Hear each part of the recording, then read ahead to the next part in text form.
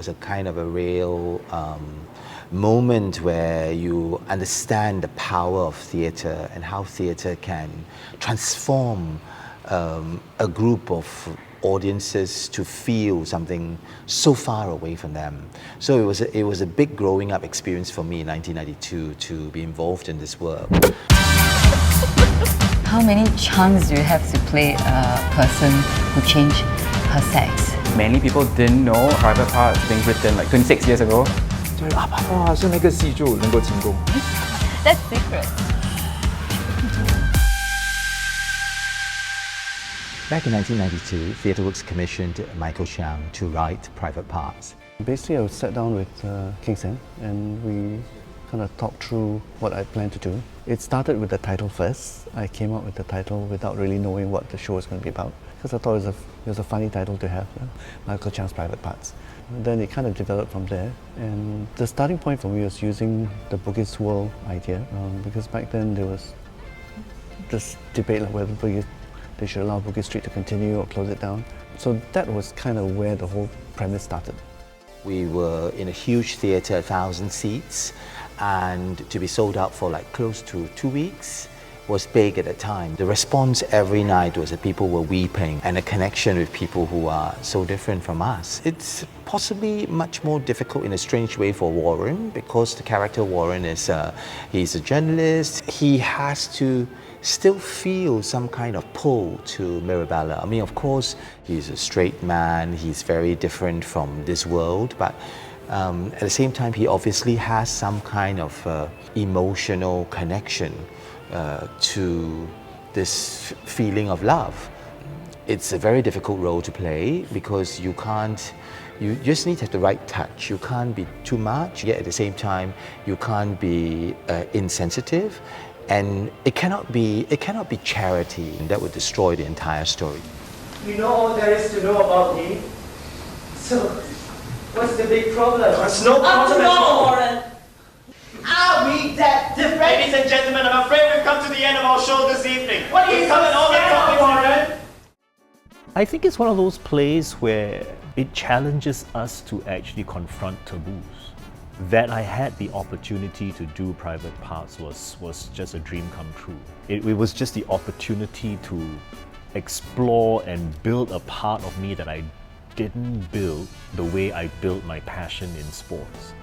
And so Private Parts, I think, gave me that opportunity. Of course, it opened other doors with TV hosting and all, and I'm very, very grateful for that. Private Parts is really special to me because it's only the second time I have performed in drag. The rest of my theatrical roles have always been very serious, angsty productions. I've died in half of them, and I really enjoyed myself. But it was also my last foray into theatre before I decided I had to make a choice between theatre and fashion, and I chose fashion. 所以当我第一次收到，我很压抑，为什么找我演舞台剧？因为我从来没有演过舞台剧，那么就愿意再听多一点。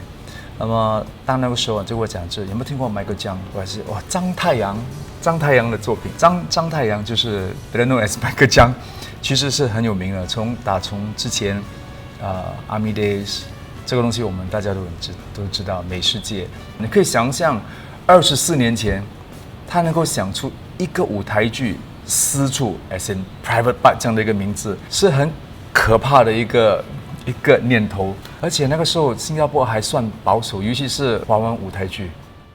I saw Private Parts actually at the last staging of it, I think at the Esplanade Theatre, and it starred a younger Timothy Nga as Warren Lee. It had Kristen Lee as Mirabella, Kevin Murphy, Yen Yen. I remember that production very well, and I loved it.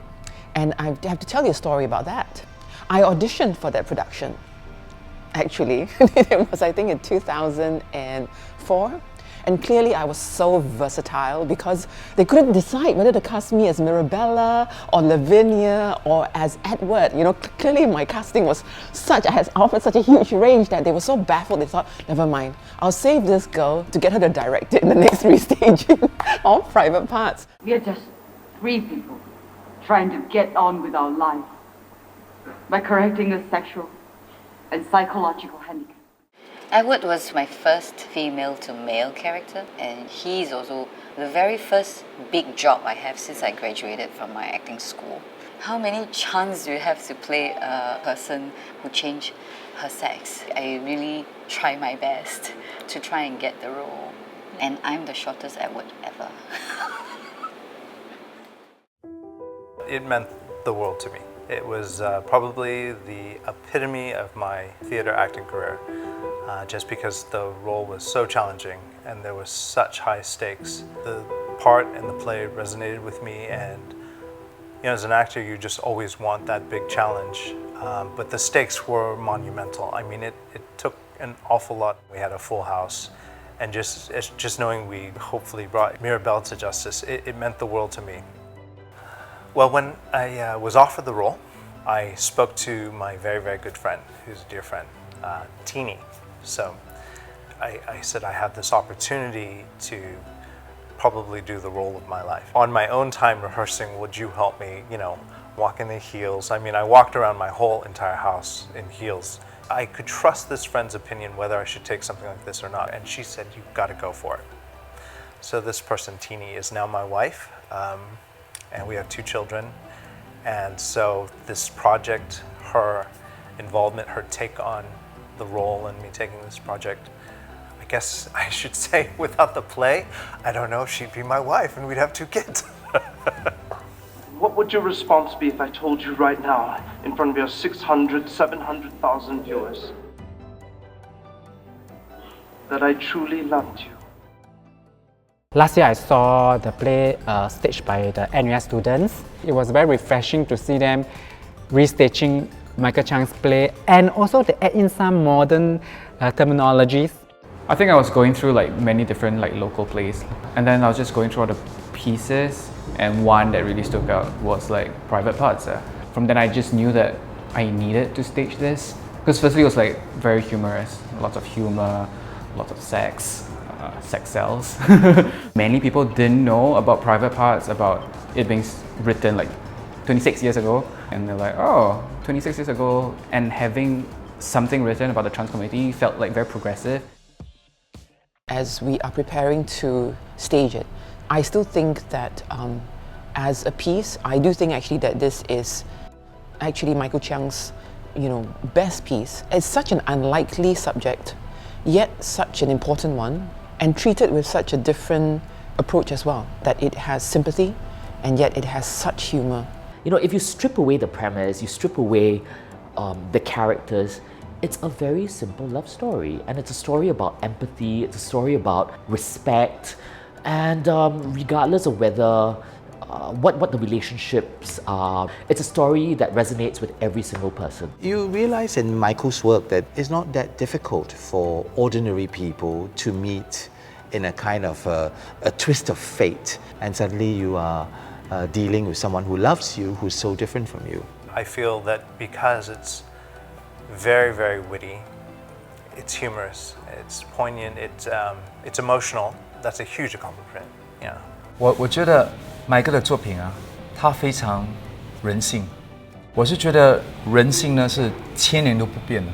我们可能衣服变，我们可能服装变，饮食习惯、居住环境变，但是我们人心不变。我们对善，我们对恶，我们对一切的反应都是一样。所以我觉得他的剧本就是以这个为中心。那么 Michael 的作品呢，是经得起时间的考验。所以我很期待看这次 Michael 新的私处。